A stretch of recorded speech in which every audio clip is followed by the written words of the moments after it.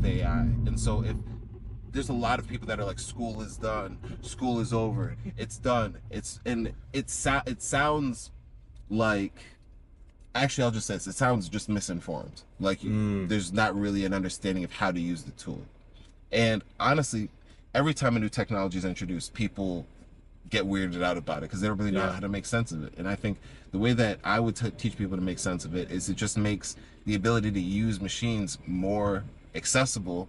And in doing that, we can actually design new forms of learning that make it easier for people to learn. Yeah, I think you can get to a spot where you can get a personalized lesson plan way easier now in a public school setting than you ever could before. Yeah. You know, it's just not possible 10, 15 years ago where you have one teacher for 40 students. Now with an AI, you could actually have a individual lesson plan. Yeah. And say, hey, I'm still in public school, but I have this way to evaluate myself.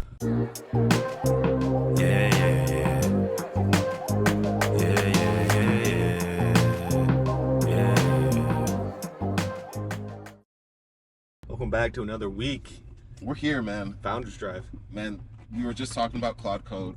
Claude Code. Claude Code, yes. Oh my gosh. What are your thoughts? Claude Code was extremely impressive. I was extremely impressed with Claude Code. I spent the last probably year or so just kind of manually using some of these LLMs, pasting in the right context that I wanted it to be aware of, you know, kind of doing it in a way that's completely outside of our actual application, like our terminal. Yeah. Claude Code right in the terminal has access to all the files. Like that's something else. Like, and I think it's something that you still have to get like good at prompting, because I found that like it can still go off the rails and start doing some wild stuff, but as long as you keep it contained to like, hey, I want to do this function or this file or only make changes within these parameters, it seems to be doing really, really well. Yeah. I've only used it sparingly at this point because I was tending to other things, but I am very, very impressed by it. I was always pretty early on using AI for assisting in code development. At first, the strategy was, okay, do everything for me, AI, and figure it out while we're in the chat window. And of course, that became pretty clear that that's not the way to do it. Right. And but I still use it as a guide. I use that as a starting point. It would give me boilerplate, and then I would adjust from there, or it would help me get started on a problem or get through an issue that I had just with my regular code. But having it be in the code base is a game changer. Yeah, and I'm excited to do some more feature development with it. Yeah. Like the feature development, I think is going to be crazy good. Yeah. When we can start saying like, I imagine this, let's go ahead and do it. Well, you did it more for tech debt stuff, which is great because that's true. Like that's just the thing that comes up with development and testing, being thorough and being able to, it's not the fun stuff. Like nobody likes to do it. No, I lied. There are a few people that do like to do that stuff, and we've worked with people that are obsessed with writing tests. I see the value in it, but it's not the first thing that I want to do. It's also interesting that I know there's some people out there on the internet who are vehemently opposed to unit testing. We can take a little digression for a second. Break that down. No, I was gonna say break that down because there are two camps. There's people that you should write tests before, and you should never write tests. Like they're stupid, they're pointless, they don't make sense. Yeah, it's Where do you stand? I mean, I'm obviously in the middle of that. You know, really... The answer is always it depends. Yeah, exactly. That's really what it pretty much is. But there are people that are in both camps. And that some people don't give any concessions, right? Some people will say like, and every project I ever work on, unless, you know, it's a requirement by my employer or something like that, I'm not running unit tests. It doesn't make sense to me at all to never want to. In terms of priority lists, sometimes it makes sense to go ahead and write your unit tests, and write your code and then write unit tests after, because of the nature of where you are. Just a quick preface for anybody who's listening who might not be in development. Basically, when we write code, we're writing under the constraint of logic. that's what writing code really is that machines typically, not typically, but even now today, Yeah. they still run off of logic, and everybody knows the computer language is zeros and ones, and everything is abstracted up from that. And so when we're writing code, we're basically writing code that controls the states of those zeros and ones. And when we write tests, it's basically testing our logic. And you can see why that would be important. yeah, You know what I mean? Like, important. especially if you have code that lives on for more than a year, or even maybe probably shorter than that, 6 months, where you start forgetting, hey, what was the logic I wrote there? Or, you know, oh, I have this new use case where this code's now being executed. Like, how is it going to handle this weird data? Yeah. Writing a test before you get to that production issue lets you catch that stuff before it ends up in a user's hands. Exactly. Where they start seeing a bad experience or the app crashes, and you have to, you know, solve it then. Exactly. You know, so there is a lot of value in that. But I also, like you said before, it's not very glamorous work. No, it's not at all. But it is pretty interesting when you think about it. It's like it is just testing your work and being thorough and just making sure that our logic checks out. Because really, when I think of software, it's like that's what we are skilled at is logic, and turning that into something that's functional and that we can use. And just a quick primer, when we start thinking about the evolution of technology, really what we've been able to do is just make the logic that we write, in a sense, more flexible and more forgiving, or like the logic that we program with, more flexible, more forgiving, and more approachable. And that's like how we've ended up in the world today, where we have prompt engineering. We went from you program with zeros and ones, switches, and that evolved to machine languages, server-side languages, front-end languages, and we have prompting right now. And so that's it's kind of cool, because now we can program with our voice. We can program with our natural English language, or not our natural language, which for us is English. I don't know how many people are prompting in different languages. I imagine a lot now. I think there are, but a lot of the training data is from the English language. And so while it can do those other languages, I think there's a translation that happens. Gotcha. Just to get better context. Yeah. And that is a big thing to note, is that like when we are speaking and talking with prompts, there is a translation that happens behind the scenes that gets us to that spot where, okay, we're now able to manipulate the machine.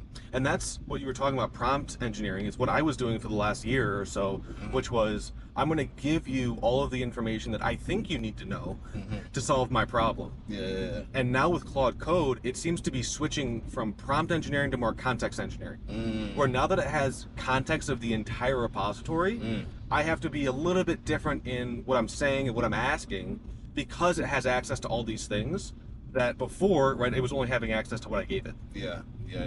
That's it. I mean, it's so much better now that it has access to the code base. One thing that's really cool is that being able to refer to other files, it made it so much easier, because when we would prompt in the window in the web, I feel like we always stop at this light. We do. But yeah, when we used to prompt in the web, it didn't know about the 10 other files or the other examples that we had that we could leverage. And so that's a huge thing, is it's being able to now focus on the context. Like there's even this whole idea of context engineering. Even if you're not dropped into a code base, being able to prompt in a way where you're aware of the context is becoming increasingly more important. Yeah, and you can get to the point like I did this week, where I was able to go to almost 10,000 lines of code in 1 week. Just based on, hey, I have all these examples that we can kind of generate more code from. Yeah. And as long as it's in that format and I can jump in there and review that stuff really quickly, I'm pretty confident, and the unit test coverage is increasing, and I can see which lines are being covered. Like it gives me a lot of confidence to say, like, yeah, this is correct. Yeah. Which is wild. There's not very many people out there that can code 10,000 lines in 1 week and have it be coherent, workable code. To your experience with Claude Code in a really hands-on way, how how are you evaluating AI? How am I evaluating AI? That's interesting. AI, I think it's only as good as the prompts you give it. Mm, It's not, to me, it's not something that is actually reasoning. It's not actually understanding what I'm saying. It's just predicting based on what I'm able to give it. you think it's just predicting? I think so. I think prediction is such a core part of what we do as people. That's true. Maybe I shouldn't say just predicting, because predicting Yeah. is pretty big. Well, and it's like, and I, well, let me let you finish your thoughts before I. No, I think like until you said that, I was gonna say like it's probably not predicting, but I think now that you said that, I think it is humans predict. Yeah. Like there is a lot of through line there between like what we do every single day and how we see reality, and then what a LLM is like actually doing to get you that answer.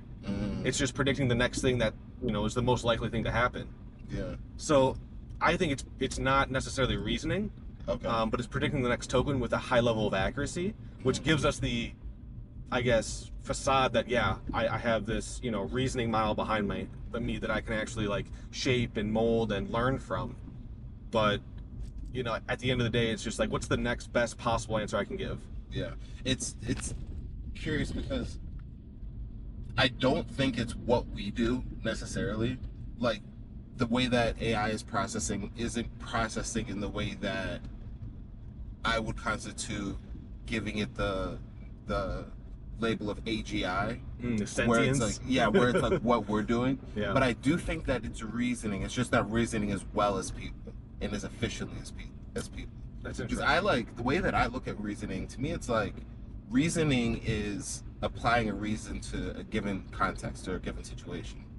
And so when we're prompting a model without worrying about context, then the model isn't aware of, it's like it's not able to create context, and so it's limited in its scope of how it reasons. Yeah.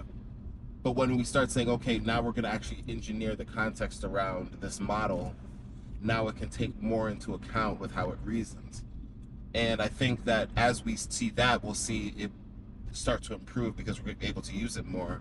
But it is like, in a sense, reasoning. It's just not really good. It's very like left brain. You know how they have those experiments where they split the corpus callosum. Yeah, I think yeah. there's like that bridge between the left and the right hemispheres, and they stimulated the left side of the brain.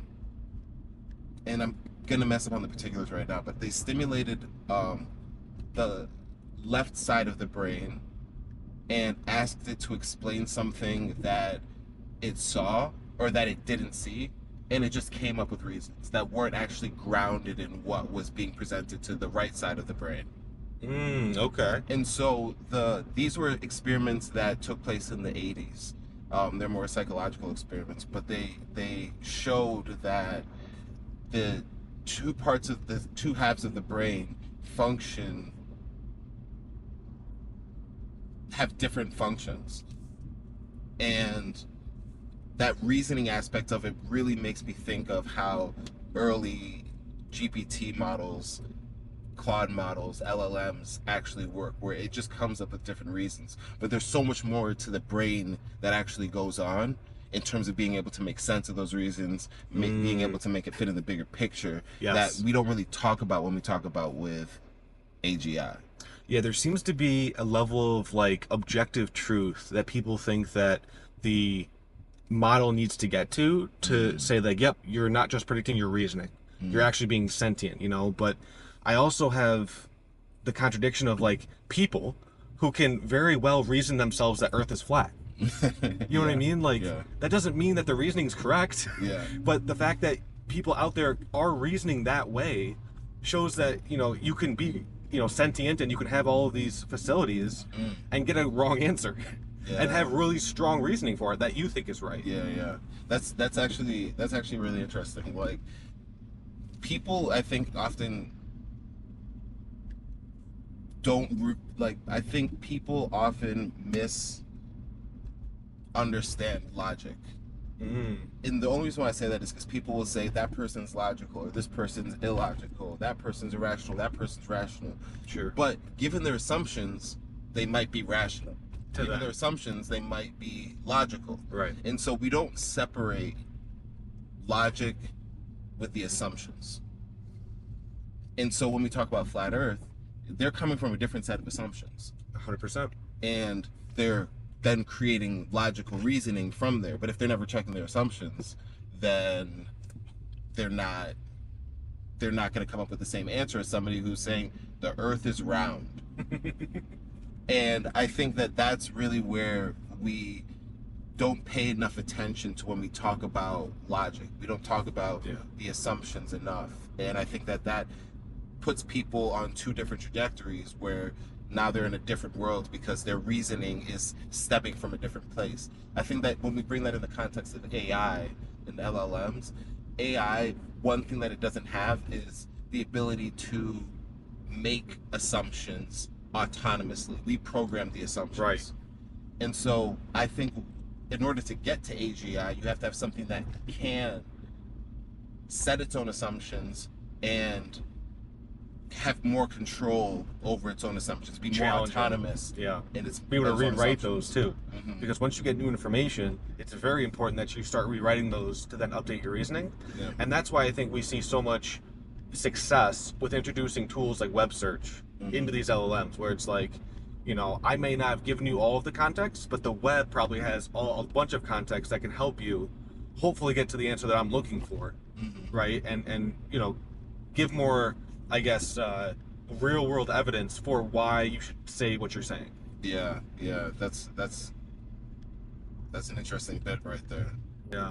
Like especially the context thing. Like we were talking earlier about how when you do web searches, because that's something that we implemented pretty recently too. Yeah. In Constance, is when you do web searches, you're introducing more context to the prompt. Yes. And if your prompt isn't clear and it's vague, then you're gonna even put more dependency on a model that isn't really good at setting assumptions and getting to the essence of what you want. It's not really, you can't depend on an LLM to assume what you want to the level that an intelligent human might be able to assume what you want. Right. And so what I found is you have to be very specific, extremely specific, and say, you know, things that are, you know, almost like walking somebody through a checklist of this is like your to-dos. Yeah. Let's go ahead and walk through these to-dos in a systematic way to get to the answer that, you know, can actually have what I would call, you know, sound reasoning behind it. It's like start here, start here, start here. Yeah.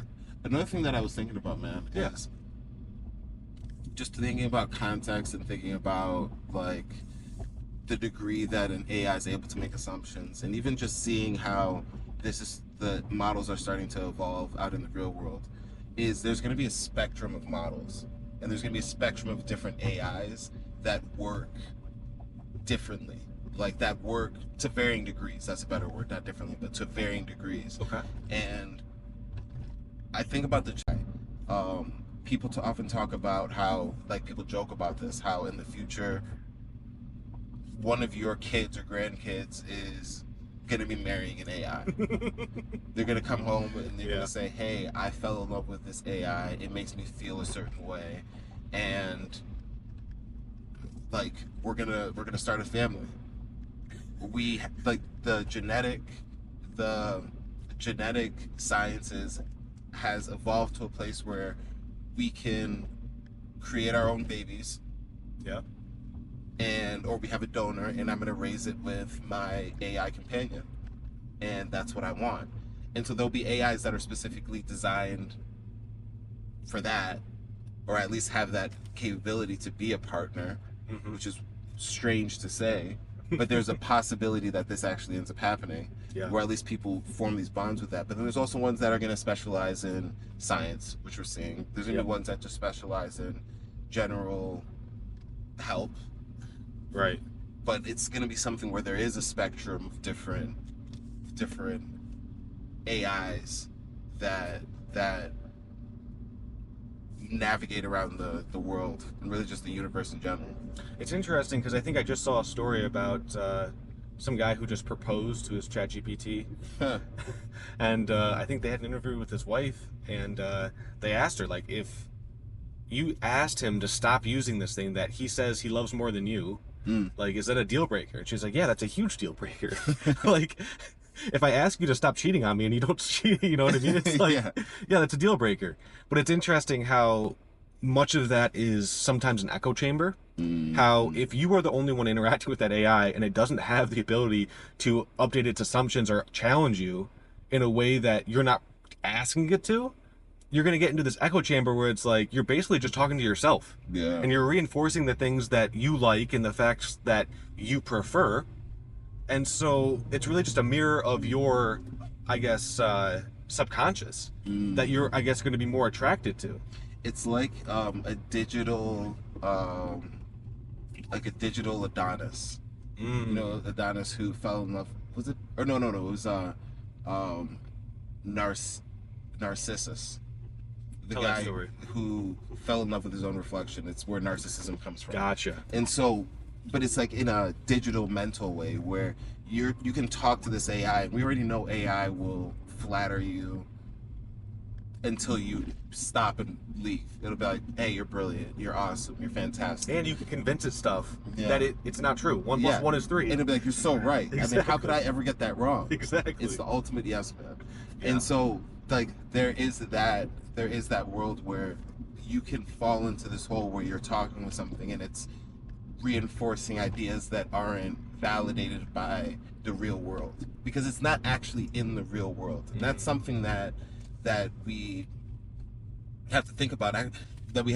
Is like it's not actually reasoning from the real world, so it doesn't have the constraints that we do. Right. And it doesn't. That's a positive, but it's also limiting in that it can't. It doesn't really have the context of the real world, like we were saying. Yeah. And I guess like that kind of echoes back to what we were saying initially with the whole putting Claude Code into the app. the app, our code base, and then also using it when it was outside of the code base. Is that now that it's actually put into the code base, it can operate more intelligently because it knows the constraints. And so maybe it isn't even the fact that these models aren't smart enough, it's just they don't have the right context.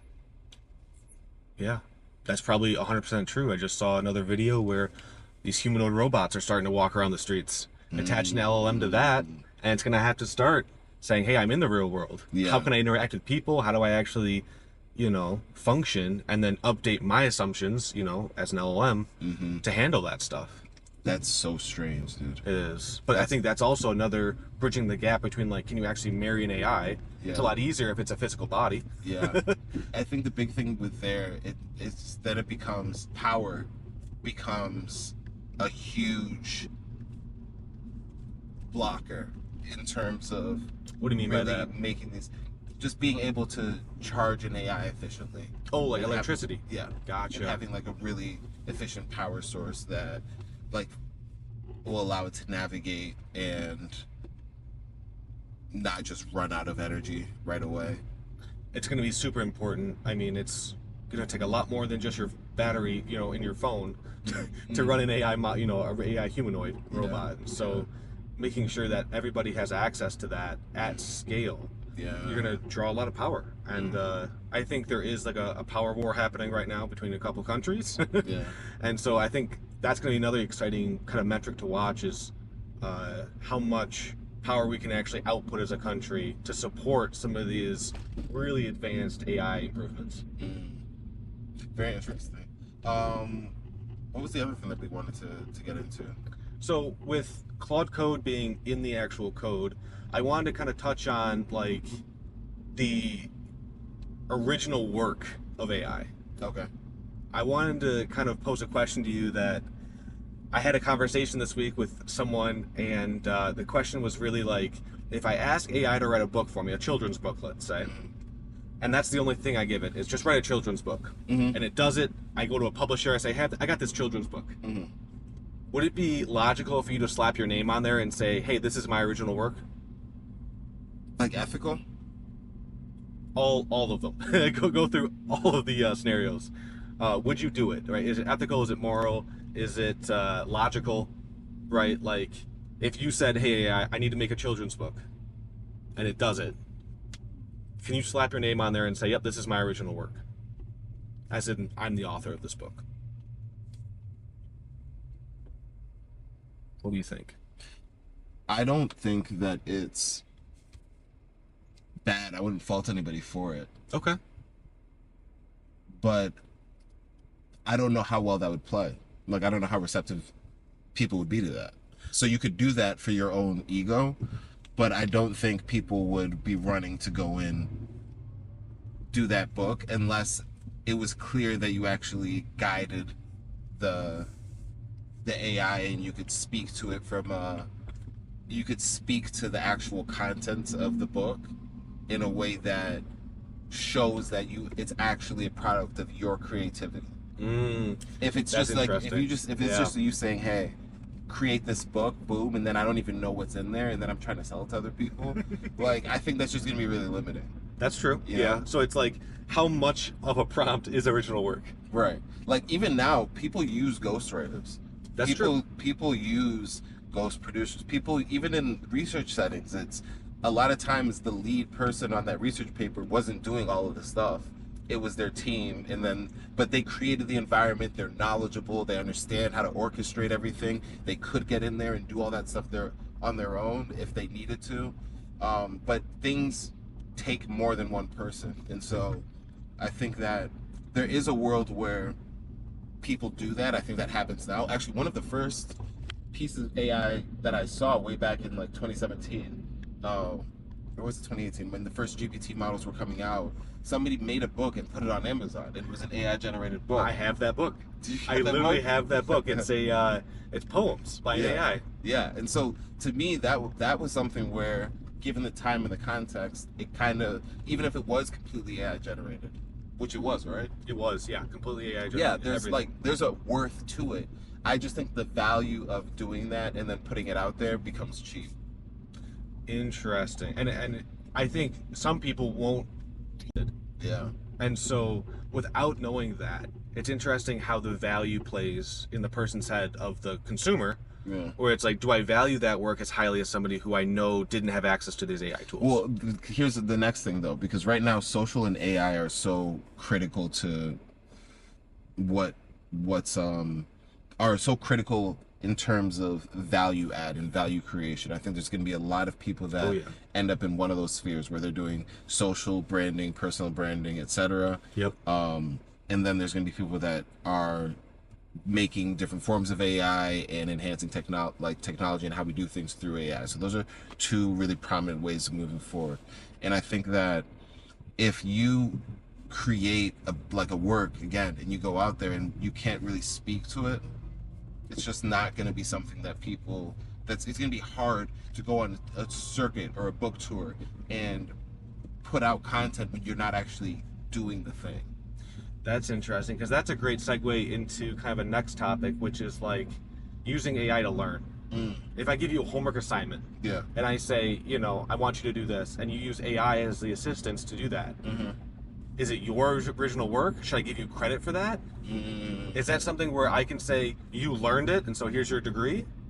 Or is that not an original work, and we should, take AI away from students? AI in education, AI in learning, but specifically AI in education, I think that we have to embrace AI. Okay. I think that there are ways, which is kind of ironic, because I think the best way to educate now is to test without using technology. To test without using technology. I think technology should be used to learn and aid learning as fast as possible. It's stupid not to do that. Like, why would you go and try and... Of course, it's still reading, and I think writing still helps by hand.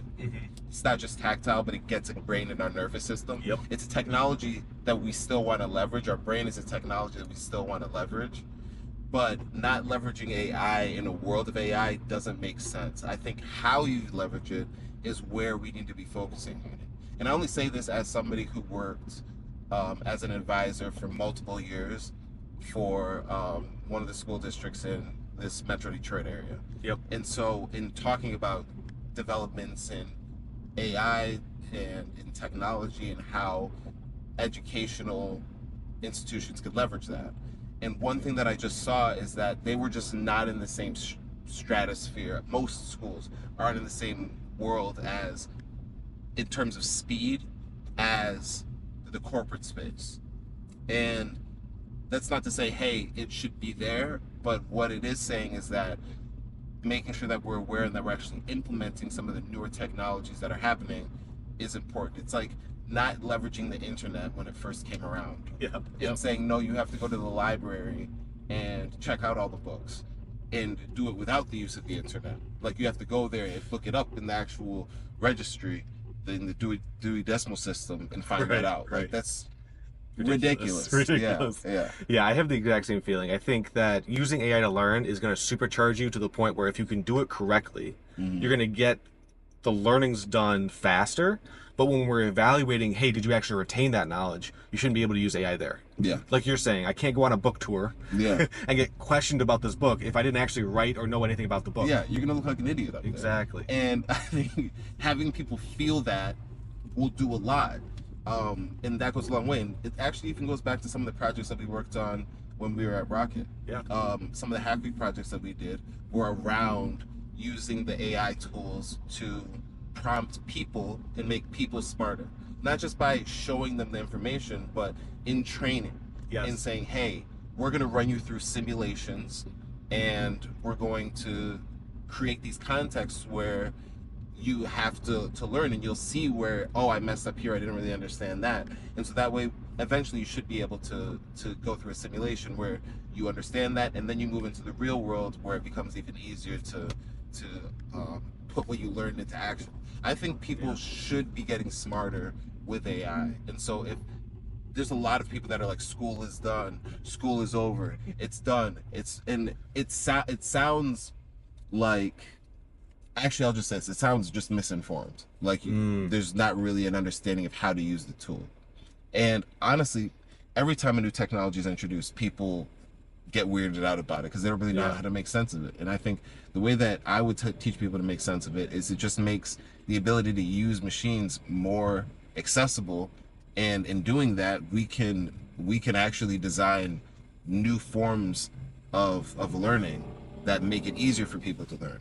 Yeah, I think you can get to a spot where you can get a personalized lesson plan way easier now in a public school setting than you ever could before. Yeah. You know, it's just not possible 10, 15 years ago where you have one teacher for 40 students. Now with an AI, you could actually have a individual lesson plan. Yeah. And say, hey, I'm still in public school, but I have this way to evaluate myself beyond all my peers, where I can like actually get better at the things that I need to get better at, and not just be dragged down by the lowest common denominator, which is what normally happens in those large classroom settings. Yeah, that's a fact.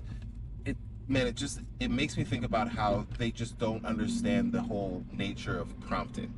And if we're just prompting to, like, most kids will prompt to just get the essay done. We know that. And so what we do to prevent that is you can't turn in a digital essay that I haven't seen you write. We're going to do oral exams. Sure. And that's it, to make sure that you know that. And here's the thing, though. Because that's a harder thing to do, in-person performance, we just make it easier for you to study. Now you have AI as a tool. Yeah. And so use AI any way that you want to study. And it will, as an institution, help you learn new strategies for using AI. Like, we should have an AI class. Yeah. Where you learn how to use the technologies in a way that makes learning simpler. And then when you come into class, you have a teacher as a guide to help you use these tools to learn. And then when test time comes, we remove the tools. Yeah. And what that ends up doing is it makes the person better, the operator better, so that way when they actually go and use the tools in the real world, not only do they have an understanding of how to use these AI tools and these developing technologies, but they also have a sharper brain, which they've been developing with these tools, to get better and offer their value to the world. Like, Yeah. to me, that's where we need to be moving. I think there are, to credit, I think there are some institutions that are doing that on multiple levels, but I don't see that as a common thing. Like, I still think Yeah. that there's, No, you're 100% right. I think AI is just supercharging our access to information, and that is what is going to make people learn faster if we can lean into the technology and not, try and scapegoat it and say like, oh, school's over. yeah, right.